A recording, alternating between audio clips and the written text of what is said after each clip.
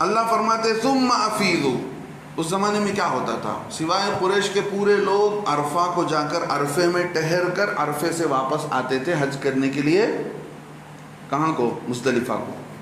سمجھ رہے ہیں آپ بات؟ اللہ کے نبی علیہ السلام آنے سے پہلے بھی حج ہوتا تھا، لیکن حج جو ہے اپنے طریقے سے کرتے تھے، شرکیہ کام، بت پرستی کے ساتھ۔ تو اس زمانے میں سارے لوگ حج کرتے تھے، حج کرنے کے لیے عرفہ جاتے تھے، عرفہ جانے کے بعد مزدلفہ آتے تھے۔ لیکن مینا کے قریب مزدلفہ پڑتا ہے اور عرفہ دور پڑتا ہے۔ قریش مکہ، مکے کے کافر لوگ کیا کرتے تھے، سہولت کے لیے وہیں مزدلفہ میں ٹھہر جاتے تھے، عرفہ نہیں جاتے تھے۔ اللہ فرماتے ہیں ثم افیضوا، پھر تم چلو، نکلو وہاں سے۔ پھر تمہیں کہاں سے نکلنا ہے؟ اب یہاں ٹھہر کر میں ایک بات آپ حضرات کے سامنے بتا دوں کہ عرفہ عرفہ کو عرفات کیوں کہتے ہیں؟ یہاں اوپر بات آئی نا، جب آدم علیہ السلام اللہ رب العزت نے ان کو آسمان سے دنیا پر اتارا، تو حضرت آدم علیہ السلام اتارے گئے ہندوستان کے اندر، اور حضرت حوا علیہ السلام ایک روایت کے مطابق جدہ میں اتاری گئی۔ ایک زمانے تک ایک دوسرے کو تلاش کرتے رہے۔ روایت میں آتا ہے کہ دونوں جمع ہوئے وہاں پر جہاں آج عرفات کا میدان ہے۔ عرفہ کے معنی آتے ہیں پہچاننے کے، وہاں ایک دوسرے کی پہچان ہوئی۔ ایک تو یہ بات ہے۔ دوسری بات یہ آتی ہے حدیث کی کتابوں میں، حضرت ابراہیم علیہ السلام نے حج کا اعلان کیا تھا، تو حج کی اذان دی تھی، تو جن لوگوں نے سنا تو سب نے اپنے عالم ارواح میں جو تھے، ماں کے پیٹ میں جو عالم ارواح میں تھے، جن لوگوں نے لبیک کہی وہ حاجی بنائے گئے۔ تو حضرت ابراہیم علیہ السلام کو اللہ نے بھیجا کہ تم جاؤ عرفہ میں۔ بات سمجھ میں آئی؟ حضرت آدم علیہ السلام کی ملاقات بی بی حوا سے کہاں ہوئی؟ عرفات میں ہوئی۔ تو وہ عرفہ سے مزدلفہ آئے، مزدلفہ سے مینا آئے، مینا سے مسجد حرام آئے، یہ ترتیب تھی۔ اب اسی ترتیب پر حضرت ابراہیم علیہ السلام کو اللہ نے حکم دیا کہ تم عرفے میں قیام کرو۔ حج کا عمل کیسا ہے اللہ نے بتایا۔ اب راستے میں شیطان درمیان میں آ گیا، تو شیطان کو کنکر مار کر،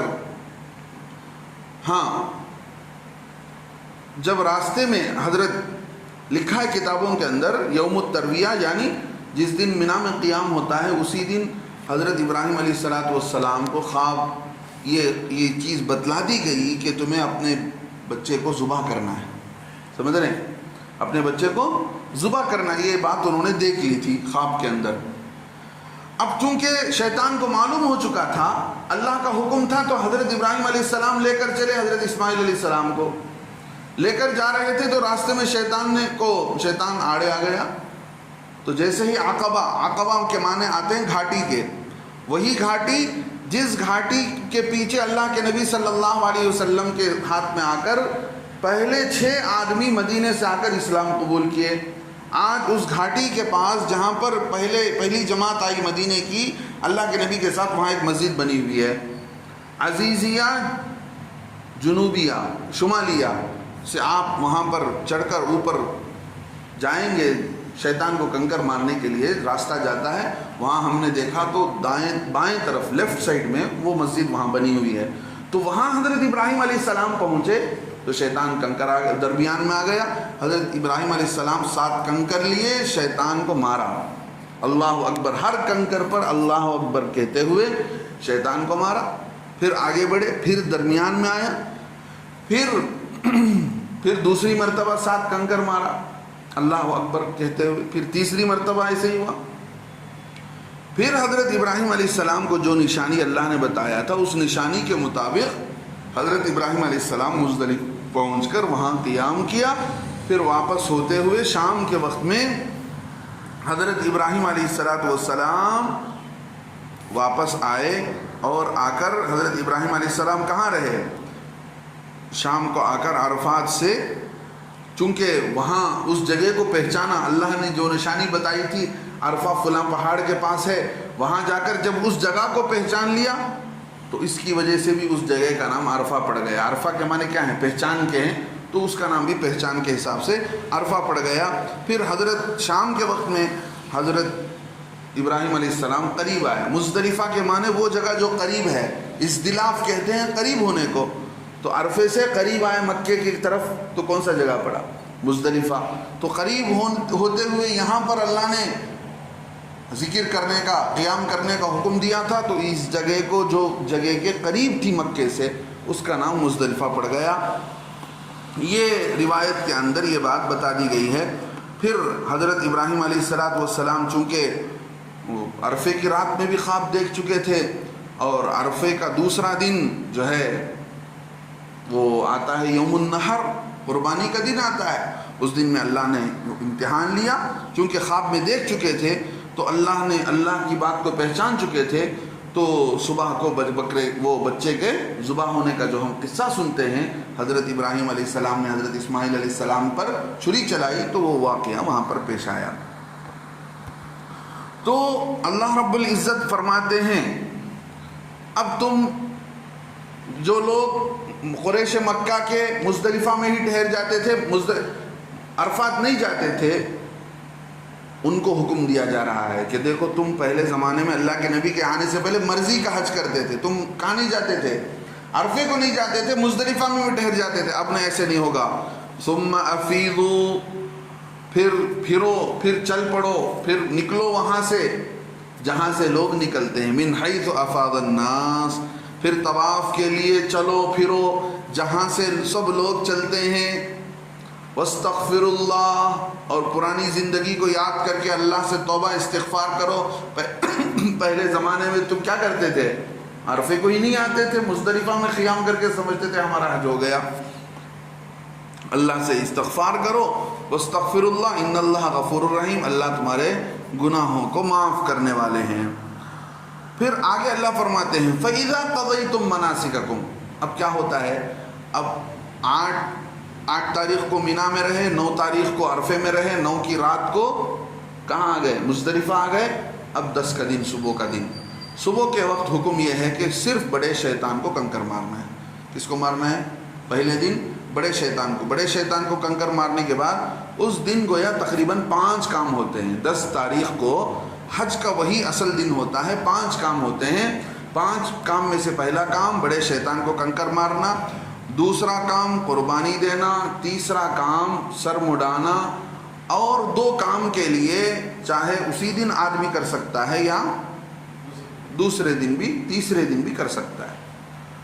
وہ ہے طواف اور سعی کرنا.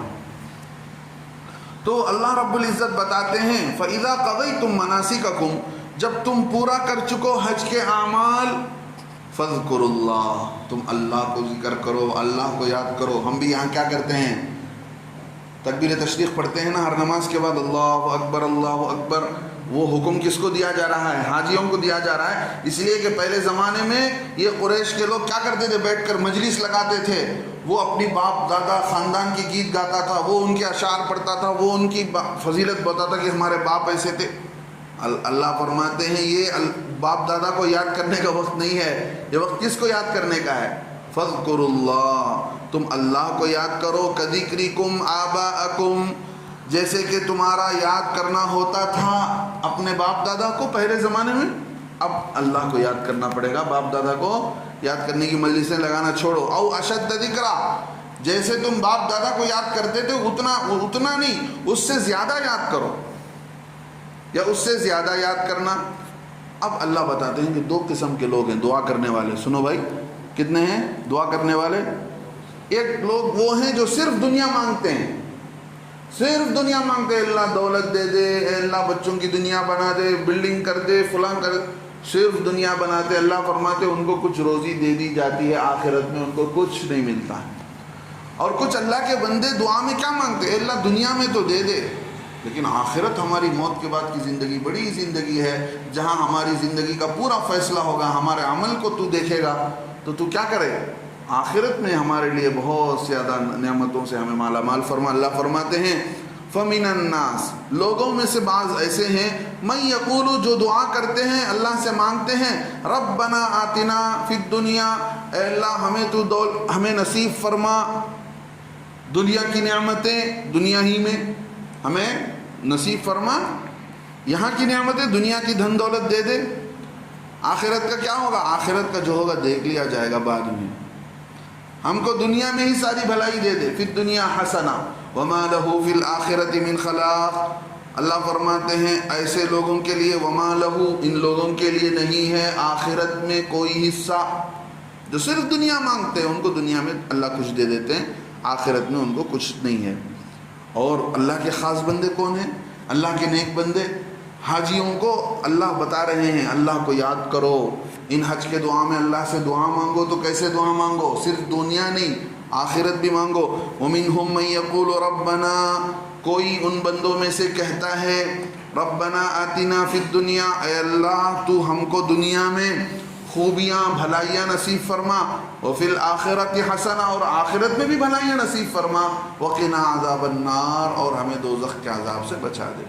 اللہ فرماتے اولئک، یہ وہ لوگ ہیں، لہم نصیب مما کسبوا، ان کو ان کا حصہ ملے گا جو انہوں نے کمایا ہے. جو دنیا میں انہوں نے کھیتی کی، کمائی کی، عمل کیا، اس کا حصہ ان کو آخرت میں ملے گا. دنیا میں جو ملنا تھا مل گیا، اور آخرت میں بھی ملے گا. واللہ سریع الحساب، اللہ کیا کرنے والے ہیں؟ جلدی حساب لینے والے ہیں. اللہ رب العزت بہت جلد حساب لینے والے ہیں. اس کا مطلب یہ ہے کہ قیامت قریب آنے والا ہے. لوگوں قیامت کو دور مت سمجھو، قیامت بہت قریب آ رہی ہے. حساب کا دن قریب آ رہا ہے، حساب کا دن دور نہیں ہے. اس کا یہ مطلب ہے اللہ جلدی حساب لینے والے ہیں. اب اللہ فرماتے ہیں کہ دیکھو، اب اللہ رب العزت آخرت میں حساب کیسے لیں گے؟ آئندہ چل کر بات آئے گی کہ اللہ چاہیں گے تو کسی کا حساب لمبا لیں گے. اللہ نے دیکھا کسی کو دیکھ کر اللہ نے کہا چلا جا، تو گویا اس آدمی کی بخشش ہو گئی. گویا جس کا اگر پائی کا حساب، ایک ایک عمل کا حساب لیا جائے گا تو پھر وہ آدمی پھنس جائے گا، اللہ کے ہاں بچ نہیں پائے گا. اب چونکہ حج کا تذکرہ آیا، حج کے بارے میں اللہ کے نبی صلی اللہ علیہ وسلم نے فرمایا من حج للہ، جو اللہ کے لیے حج کرتا ہے، فلم یرفث ولم یفسق، بے حیائی کے کام نہیں کرتا، گناہ کے کام نہیں کرتا، رجع کیوم ولدتہ امہ، اس حال میں لوٹتا ہے حج کر کے اس گناہوں سے پاک ہو کر کہ جیسا آج ہی اس کی ماں نے اسے جنا ہے. ایک بچہ جس طرح پاک صاف بن کر گناہوں سے پاک صاف ہو کر آدمی ماں کے پیٹ سے جیسا بچہ آتا ہے، ایسے ہی گویا حاجی اگر اس کا حج قبول ہو جاتا ہے تو اتنا پاک و صاف ہو کر آتا ہے. حضرت ابو ہریرہ رضی اللہ عنہ کی روایت ہے، اس میں اللہ کے نبی علیہ السلام نے فرمایا حج مقبول کا بدلہ سوائے جنت کے کچھ نہیں. یعنی جس کا حج قبول کر لیا گیا، جس کی نیکی، جس کے اعمال قبول کر لیے گئے حج کے، تو اس کے لیے جنت ہی اس کا بدلہ ہے. اور ایک حدیث کے اندر اللہ کے نبی علیہ السلام فرماتے ہیں حج اور عمرہ یہ دونوں گناہوں کو اور فقیری کو مٹاتے ہیں. ایک حدیث میں فرمایا ادیم الحج والعمرۃ فانہما ینفیان الفقر والذنوب. اللہ کے نبی فرماتے ہیں کہ حج اور عمرے کو بار بار کرتے رہا کرو. لوگ سمجھتے ہیں نا حج عمرے کو بار بار چلے جاتے ہیں، یہ حدیث میں ہے. کسی کو اللہ نے دیا ہے، دنیا کے سارے حق ادا کر رہا ہے، اللہ رسول کا حق ادا کر رہا ہے، انسانوں کا حق ادا کر رہا ہے، ماں باپ کا حق ادا کر رہا ہے، حج و عمرہ کرتا ہے، اللہ نے اسے طاقت دی ہے، تو یہ ہم روک نہیں سکتے. اللہ کے نبی فرماتے ہیں حج و عمرہ کو ہمیشہ کرتے رہا کرو، اس لیے کہ حج و عمرہ یہ آدمی سے گناہوں کو مٹاتا ہے اور فقیری کو مٹاتا ہے. مطلب یہ ہے کہ حاجی حج کر کے کیا بنتا ہے؟ فقیر نہیں رہتا، مالدار بن جاتا ہے، اللہ اس کو مال دے دیتے ہیں. اللہ کے نبی صلی اللہ علیہ وسلم نے بتایا، اس طرح کی کئی احادیث ہیں فضیلت کے اندر. اور اللہ کے نبی صلی اللہ علیہ وسلم نے دعا کا طریقہ سکھایا کہ کیسے آدمی اللہ سے دعا مانگنا چاہیے. ربنا آتنا فی الدنیا حسنہ، بہت آسان دعا ہے، ہر آدمی کو یاد ہونا چاہیے. وفی الآخرۃ حسنۃ وقنا عذاب النار. اللہ آگے فرماتے وَاذْكُرُوا اللَّهَ فِي أَيَّامٍ مَّعْدُودَاتٍ،